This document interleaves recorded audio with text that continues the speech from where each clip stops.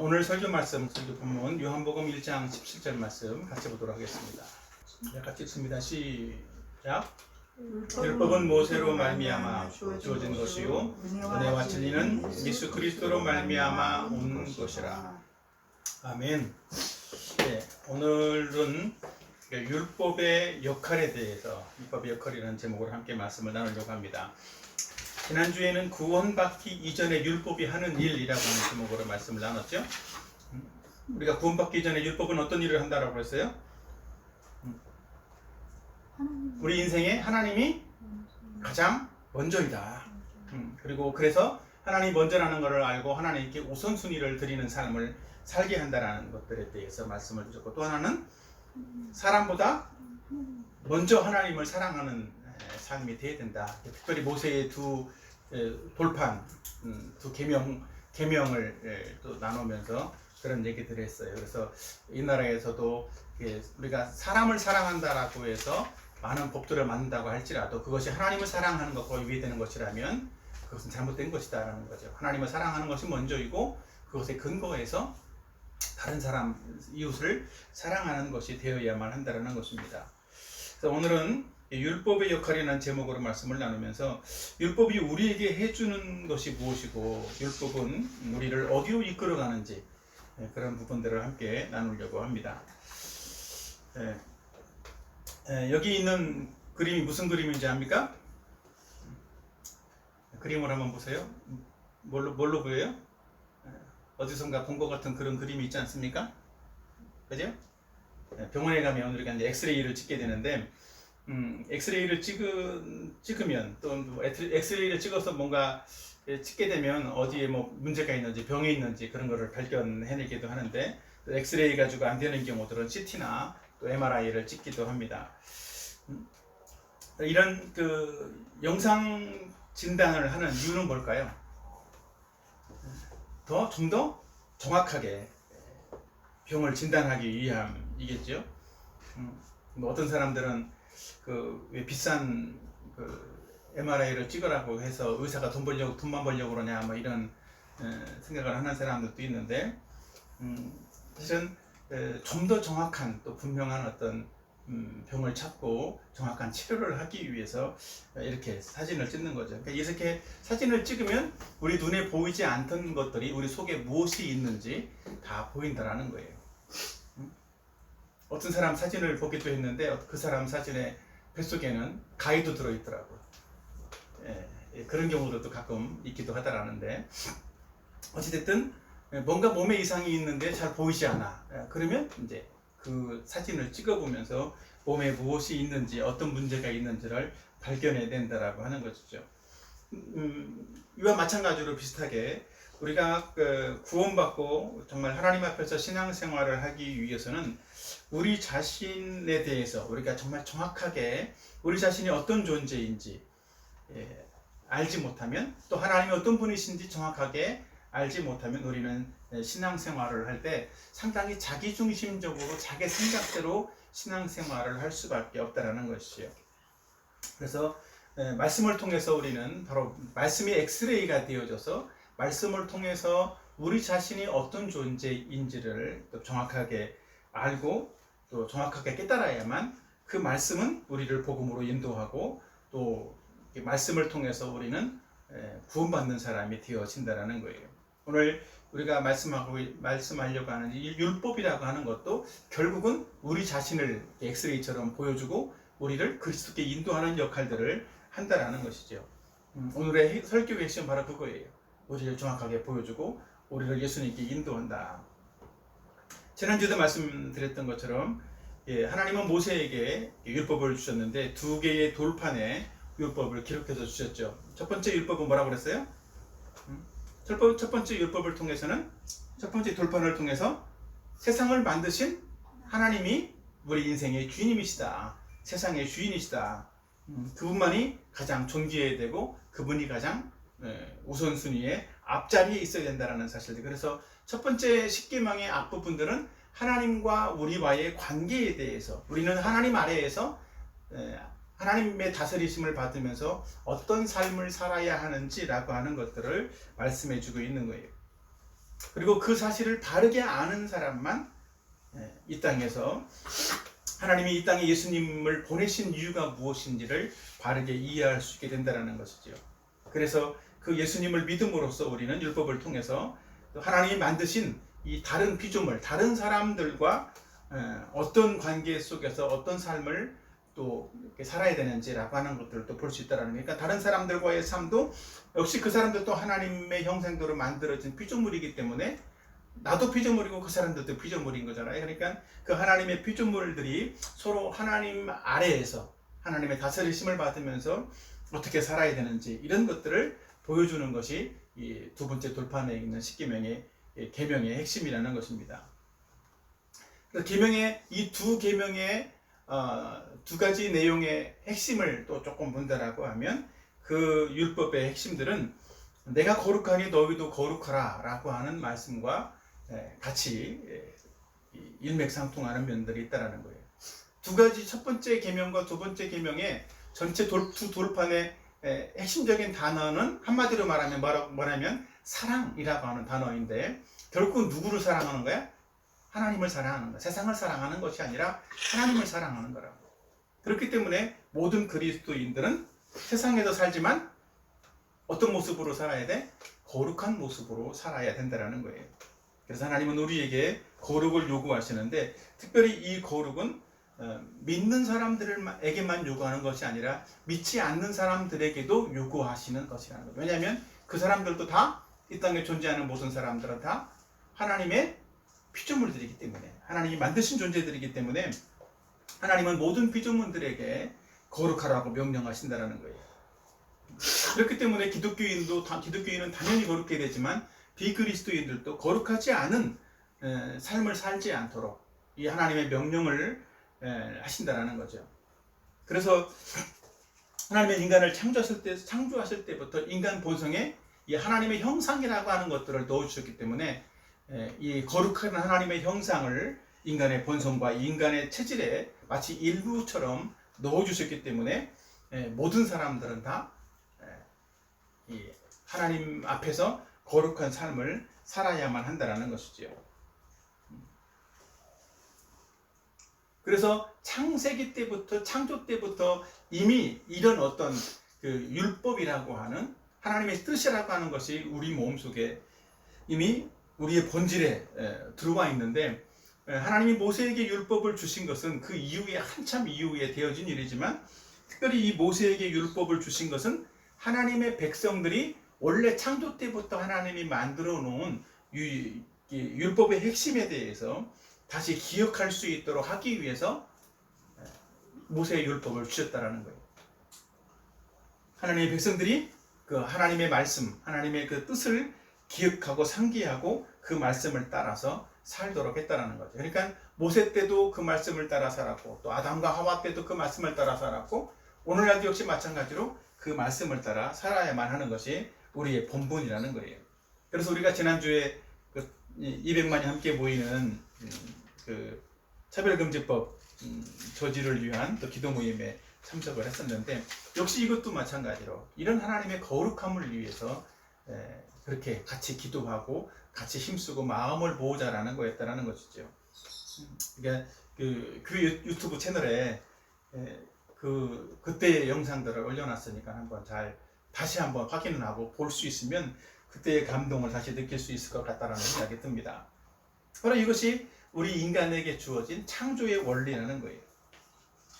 그것에 대해서 로마서에서 바울이 말씀하고 있는 내용들이 있는데 같이 한번 먼저 읽어보고 말씀을 계속 이어가도록 하겠습니다. 자, 로마서 1장 19, 20절 말씀 같이 한번 보도록 하죠. 앞에 있죠? 자, 시작. 이는 하나님을 알만한 것이 그들 속에 보임이라. 하나님께서 이를 그들에게 보이셨느니라. 장세로부터 보이지 아니하는 것들 곧 그의 영원하신 능력과 신성이 그가 만드신 만물에 분명히 보여 알려졌나니 그러므로 그들이 핑계하지 못할지니라. 아멘. 자, 여기 보면 뭐라고 말씀하고 있어요? 하나님의 영원하신 능력과 신성이 어디에 있다고? 만물에 다 이렇게 분명히 보여져 알려졌다. 그래서 하나님을 알만한 것이 어디에 있다고? 그들 속에 다 있다는 거야. 모든 사람 속에 하나님을 알만한 것들. 나 하나님 몰라요. 이렇게 말할 수 없다는 거지. 그러니까 다 그들 속에 하나님이 심어놨다는 거예요. 그래서 맨 마지막 절에 그러므로 그들이 핑계하지 못할지니라. 하나님 모른다고 핑계할 수가 없다는 거예요. 하나님이 계신지 몰라서 하나님 안 믿었고 못 믿었어요. 이렇게 말할 수가 없다는 거지. 자, 이에서 나오는 로마서 1장 26, 27절도 같이 한번 들어가죠. 시작. 곧 그들의 여자들도 순리대로 쓸 것을 바꾸어 영리로 쓰며 그와 같이 남자들도 순리대로 여자 쓰기를 버리고 서로 향하여 음욕이 부릴 듯하며 남자가 남자와 더불어 부끄러운 일을 행하여 그들의 그릇 때문에 상당한 보응을 그들이 자신이 받았느니라. 아멘. 예. 여기서 중요한 단어가 뭔 같아요? 반복된 단어가 있어. 순리라고 하는 거예요. 순리. 여자들도 순리대로 쓸 것을 바꾸어 영리로 쓰고 남자들도 순리대로 여자 쓰기를 버리고. 그러니까 여자와 남자가 만나는 것이 뭐라고? 그게 순리이고 하나님 뜻이고 창조의 원리라는 거예요. 짐승들도 그렇죠. 수컷과 암컷이 만나서 짝짓기를 하고 살지. 짐승들도 수컷끼리 암컷끼리 그렇게 만나서 사는 경우는 없죠. 그죠? 서로 그렇게 하는 것은 부끄러운 일이다 라는 거예요. 이것이 성경의 뜻이고 거룩을 향한 하나님의 말씀이라고 하는 거죠. 하나님은 창조하실 때부터 인간 본성에 이렇게 의라고 하는, 죄가 아니라 하나님의 의로움이라고 하는 의를 심어 놓으셨기 때문에 인간이 타락했을지라도 이 인간의 몸속에는, 인간의 마음속에는 이 하나님의 의로운 흔적이 남아 있어서 인간 본성을 따라서, 인간 본성의 양심을 따라서 사람들은 다 그것이 잘못된 것이고 죄라는 것을 알게 된다는 거예요. 자, 로마서 2장 14절 15절도 같이 한번 보도록 합시다. 시작. 율법 없는 이방인이 본성으로 율법의 일을 행할 때에는 이 사람은 율법이 없어도 자기가 자기에게 율법이 되나니 이런 이들은 그의 양심이 증거가 되어 그 생각들이 서로 혹은 고발하며 혹은 변명하여 그 마음에 새긴 율법의 행위를 나타내느니라. 그 마음에 율법을 새겼는데 그것이 무엇으로 증거가 된다고? 사람 속에 있는 양심으로 증거된다는 거예요.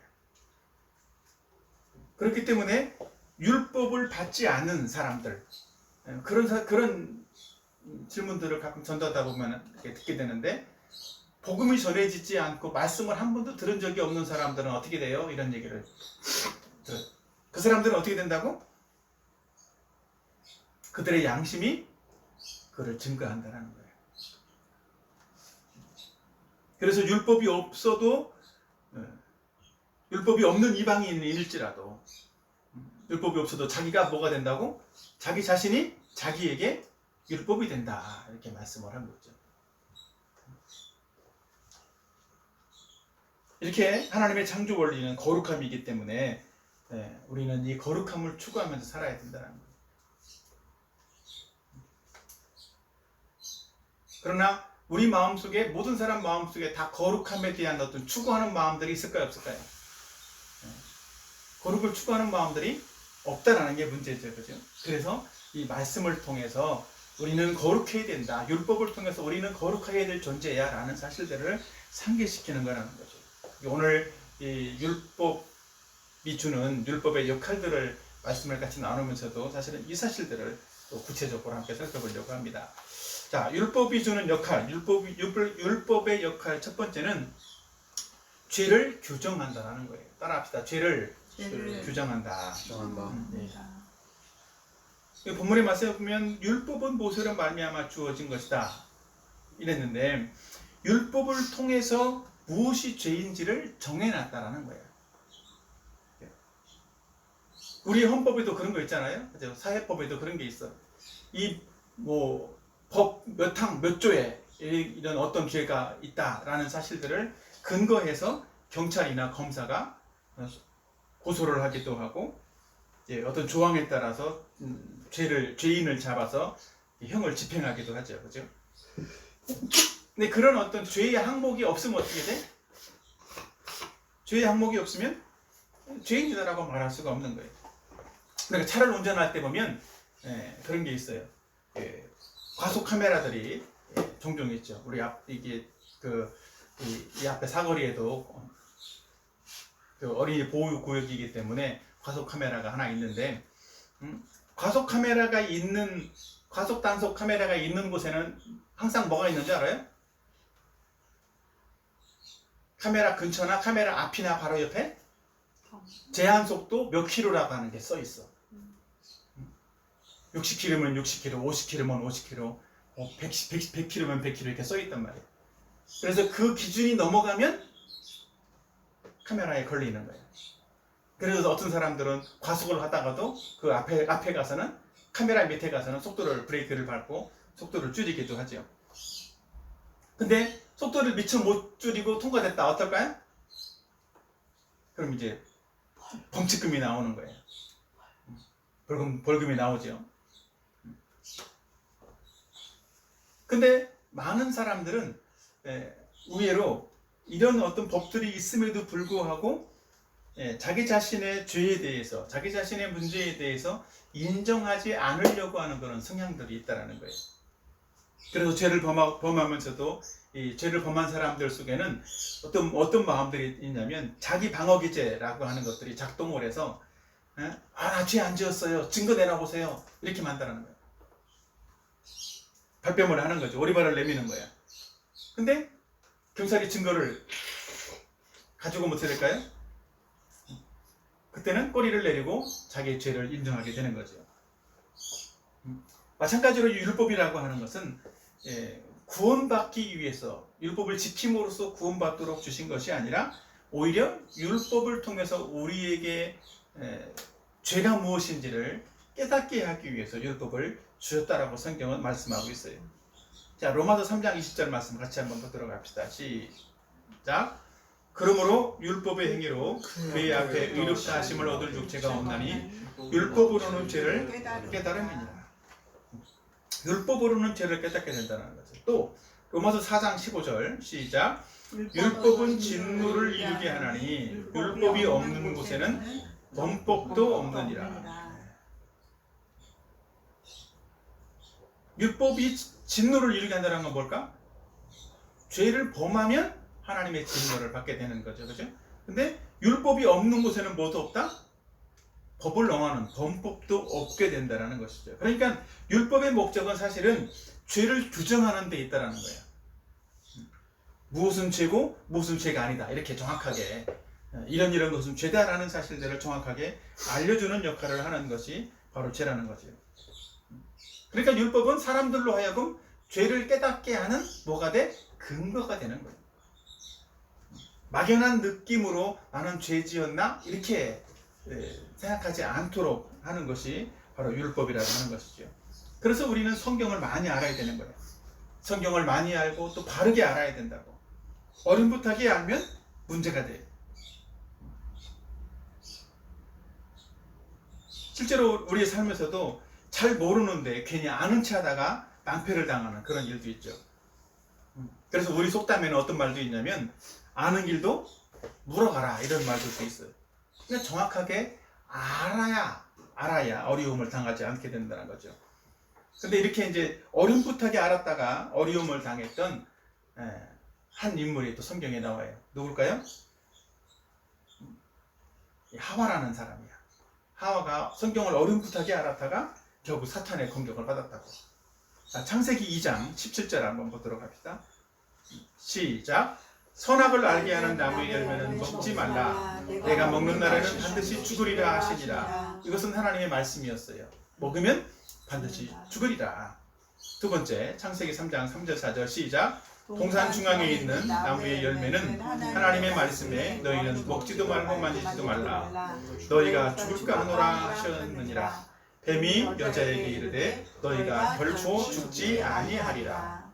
하나님은 반드시 죽으리라 그랬는데 어때? 하와는 너희가 죽을까 하노라, 그렇게 대답을 했죠. 그때 사탄이 뭐라고 그랬어? 야, 결코 죽지 않을 거야. 따먹어도 돼. 그렇게 말했다라는 거죠. 놀랍죠?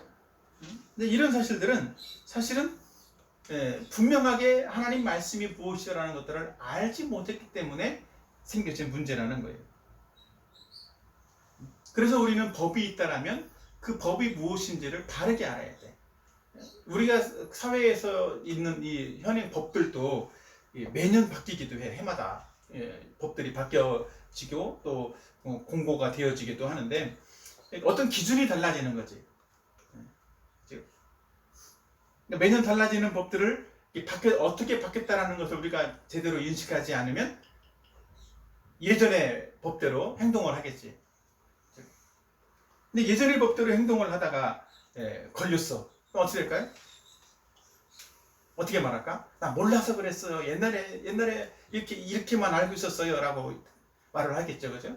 근데 옛날에 이렇게 됐던 것만 알고 있었어요. 잘 몰랐어요. 그런다고 해도 그 사람이 죄를 범한 것은 용서될까요? 안 될까요? 그건 용서될 수가 없는 거예요. 왜? 현행 법에는 그렇게 바뀌었기 때문에. 몰랐다고 해서 봐주지를 않는다라는 거죠. 그래서 우리는 성경을 바르게 알아야 될 이유가 여기 있는 거죠. 우리가 성경 읽기 하잖아요. 성경 읽기 챌린지 하자고 계속 하고 성실하게 하자고 하는데 왜 그 성경 읽기를 왜 해야 돼? 성경을 읽다 보면 성경을 많이 읽어야 어떻게 돼?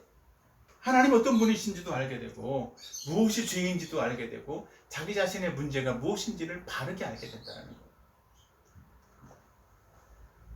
매일매일 일정한 분량이라도 성경을 꾸준하게 읽다 보면 하나님 뜻이 무엇인지를 분명하게 발견하고 알게 되기 때문에 우리는 성경 읽기를 게을리하지 말아야 된다는 거예요.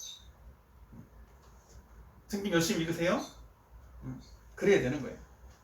성경을 읽으면서 자기 자신의 내면의 어떤 이 지혜들을 깨닫고 또 그래야 회개도 일어나기도 하고 영적 부흥이 일어나는 거예요. 영적 부흥은 종교개혁, 지난주가 종교개혁주일이었잖아. 종교개혁이 왜 일어났냐면 결국은 그것 때문에 그런 거예요. 성경으로 돌아가자라는 거라고. 종교개혁의 핵심은 그거예요. 사람의 말이나 사람의 기준이 아니라 성경으로 돌아가자. 성경이 무엇이라고 말씀하고 있는지 성경을 바르게 알고 또 바르게 살자. 그러기 위해서 성경을 바르게 가르치자. 이런 거죠. 그래서 그때부터 종교개혁 이후부터 성경이 우리에게 이렇게 주어진 거예요. 이 성경은 그때부터 이렇게 우리 모든 사람들이 성경을 읽을 수 있도록 주어졌단 말이에요. 종교개혁 이전에는 이 모든 예수님을 믿는 사람이라고 하는 사람들이 성경을 가지고 개인적으로 읽을 수가 없었단 말이에요. 성경이 우리에게 주어졌다면 값도 싸. 성경 몇만 원 하지도 않아. 근데 이 성경들을 읽을 수 있는 기회가 있다는 건 얼마나 좋은 일이겠어요. 이런 일들을 통해서 어떤 사람들은 성경을 읽다가 자기 자신의 개인의 문제도 해결되어지고 또 질병도 고침받았다. 이런 사람들도 있어요. 말씀이 깨달아져서 정말 기쁘고 행복한 그런 삶을 살게 됐다는 사람도 있다고. 사실은 이런 어떤 모든 삶의 필요들을 채워주시는 것은 성경을 읽는 사람들에게 하나님이 덤으로 주는 은혜이고 복이기도 한 거예요. 그러니까 성경을 읽는 것에 대해서 못 읽겠다라고 하는 핑계를 찾으려고 하지 말고 성경을 읽으려고 한 장이라도 아니 5장, 10장 이렇게 내게 주어진 어떤 분량을 가지고 꾸준하게 읽어나가면 사실은 성경 5장 읽는데 몇 분이나 걸린다고? 성경 5장 읽는데 그냥 내가 읽어도 15분이면 충분해.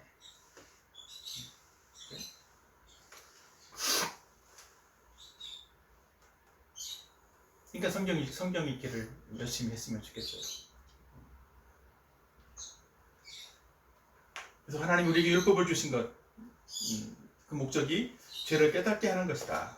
죄를 규정을 해서 죄가 무엇인지를 분명하게 알게 하는 것이다. 그러니까 막연하게 죄를 알게 하는 것이 아니라 죄가 무엇인지를 확실하게 알게 하는 것이 율법의 목적이다. 율법의 역할이다라는 사실들을 첫 번째 말씀을 드렸습니다. 두 번째 율법의 역할은 개인적인 죄 문제를 다루는 것이 율법의 역할이라는 거예요. 하나님이 우리에게 율법을 주신 것은 단체적으로 사회적으로 율법을 지켜라 이렇게 준 것이 아니라 개인적인 용도로 개인적으로 말씀을 지키도록 주셨다라는 거예요.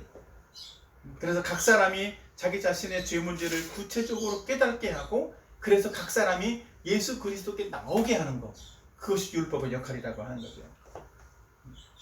그래서 율법은 아주 개인적으로 너는 이 죄를 지었고 너는 저런 죄를 지었고 이것을 분명하게 지적한다라는 것이죠. 근데 사람들은 말씀을 통해서든지 사람을 통해서든지 죄를 지적받을 때 어때? 기분이 좋아요? 나빠요? 별로 안 좋지, 그지? 죄를 지적받으면서 좋아하는 사람은 별로 없을 거예요. 그러나 그 삶이 바뀌어지려면 어떻게 돼? 그 죄를 지적당할 때 받아들여야만 하는 거예요. 그걸 안 받아들이는 사람은, 그걸 인정하지 않는 사람은 죄 문제도 해결할 수 없고 지속된 어떤 자기의 죄의 습관과 모습들을 바꿀 수가 없다는 것이죠. 그래서 성경에서의 이 율법은 아주 개인적으로 개인에게 주어진 말씀이라고 하는 거예요. 한 국가나 어떤 단체에게 주어진 것이 아니라는 것이죠. 특별히 사람들 마음속에 있는 어떤 아주 미묘한, 아주 구체적이고 섬세적인 어떤 욕망, 욕심을 죄는 율법은 드러낸다는 거예요. 그래서 그 사람의 어떤 행위뿐만 아니라 마음속에 있는 어떤 생각들도, 죄의 욕망이나 욕심들도 그것이 죄라는 사실들을 분명하게 밝혀주고 있다라고 하는 거죠. 자, 로마서 7장 7절 말씀 같이 한번 읽어보도록 할까요? 시작.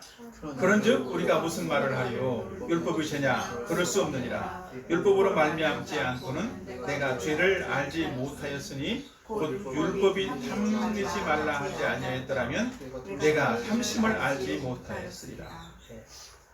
율법을 통해서 율법이 죄다, 율법이 탐내지 말라 이렇게 말씀했다라면 분명히 그 탐심이 죄라는 것을 알게 된다는 것이지요. 그래서 우리는 성경을 잘 알아야만 하는 거예요. 근데 예수님 당시에 성경을 잘 안다라고 생각했던 이 바리새인이라는 사람들이 있었는데, 이런 사람들은 자기 자신의 죄를 인정하려고 하지 않았다라는 거죠. 바리새인들은 저 죄를 많이 짓는 죄인들, 뭐 세리나 이런 사람들처럼 자기 자신들은 죄를 짓지 않고 있어요. 그렇기 때문에 자기 자신들은 뭐라고? 아무런 잘못이 없는 사람이다라고 생각을 했다는 거예요. 그래서 그 세리처럼 죄도 짓지 않지만 매주 일주일에 2번씩은 금식도 하기도 하고 11조도 열심히 내고 있으니까 우리는 죄하고는 거리가 먼 사람이다 이렇게 생각했다는 거예요. 근데 예수님이 오셔서 그 사람들의 마음속에 있는 죄의 모습들을 지적을 한 거예요.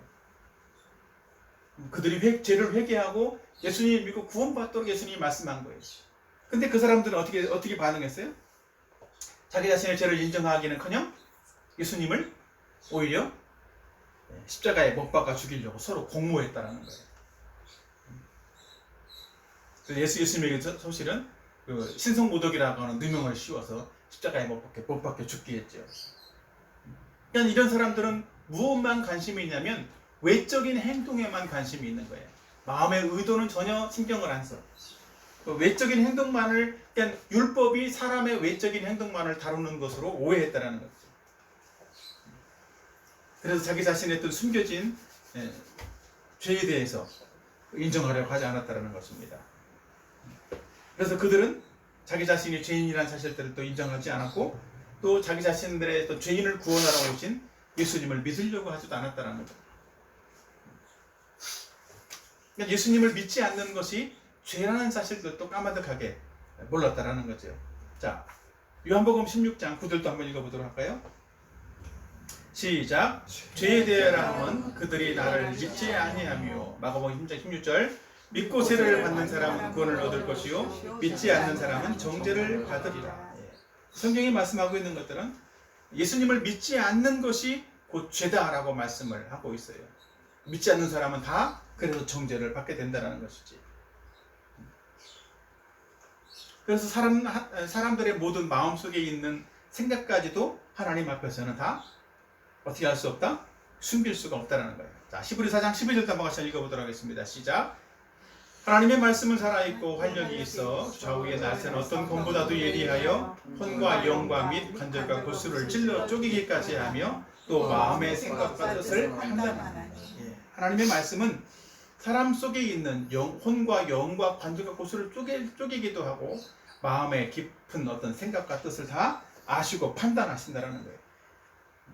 그래서 그 마음 속에 있는 죄에 대해서 우리가 내면에 얼마나 부패한 존재인지를 알려주신다는 것이죠.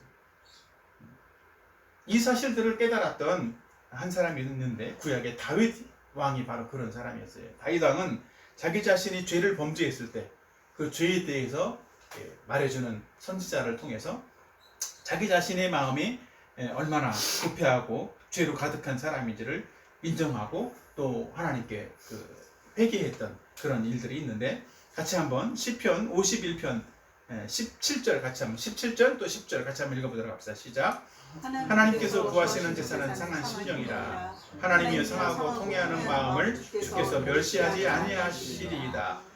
하나님이여 내 속에 정한 마음을 창조하시고 내 안에 정직한 영을 새롭게 하소서. 아멘. 하나님이 원하는 제사는 어떤 제사라고? 상한 심령이다. 이건 무슨 말이에요? 상하고 통해하는 마음, 죄에 대해서 회개하는 마음을 하나님이 기뻐한다는 거예요. 그래서 이 다윗은 자기 자신의 죄를 깨닫게 되었을 때 그 죄를 회개하면서 이런 고백을 하고 있는 거예요. 내 속에 정한 마음을 창조해 주십시오.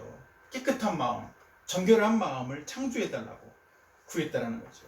그러니까 그동안은 죄를 사랑하는 마음을 가지고 있었다면 이제는 죄를 미워하는 마음, 죄를 멀리하고 싶어하는 그 새로운 마음을 주시라고, 창조해 달라고, 바꿔 달라고 고백을 하고 있다는 거죠.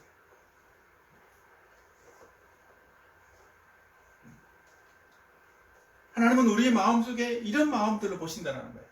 정말 우리가 죄에서 돌이키고 죄를 미워하는, 죄를 버리고 싶어하는 그런 마음을 가지고 있는가? 더 이상 죄인의 삶을 죄를 따라서 살고 싶지 않은 그런 마음이 있는가? 이 마음을 하나님 보신다는 거예요. 그래서 우리는 다 자기 자신의 죄를 인정하고 회개해야만 된다는 것이죠. 그 죄를 회개했을 때 구원의 즐거움을 얻게 된다는 거예요. 시편 51편 12절에 보면 주의 구원의 즐거움을 내게 회복시켜 주시고 이렇게 고백을 하고 있어요. 구원의 즐거움을 내게 회복시켜 주시고 이 죄를 회개하고 돌이켰을 때 구원의 즐거움을 누릴 수가 있다는 거예요. 자, 여러분은 구원의 즐거움을 누리고 있나요?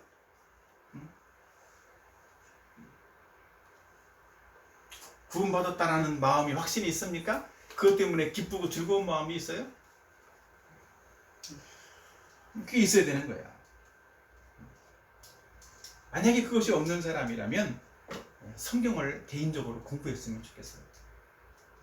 우리 교회는 개인적인 성경 공부를 하고 있는데 개인적인 성경 공부를 통해서 자기 자신의 죄를 깨닫기도 하고 예수님을 믿도록 도와주는 일들을 하고 있는 거예요.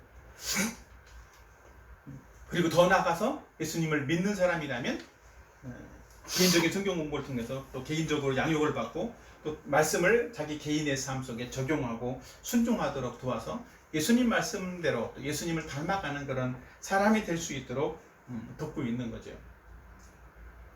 그래서 진심의 마음으로 내가 정말 말씀을 개인적으로 성경 공부하면 좋겠다, 그런 마음들을 가지고 말씀을 접하고 성경을 공부하는 그런 시간들을 가질 수 있으면 좋겠습니다. 이렇게 우리가 성경 공부를 통해서 또 예수님을 알게 되고 또 예수님을 믿음으로써 죄 문제도 해결하고 결국은 그 일들을 통해서만 은혜와 진리이신 또 은혜와 진리가 풍성하신 예수님을 만나게 되고 진짜로 우리의 삶 속에서 하나님의 그 은혜를 풍성히 받아들일 수 있게 되는 것입니다. 이런 은혜가 저와 여러분들에게 있어지기를 예수님의 이름으로 축원합니다. 아멘. 아멘.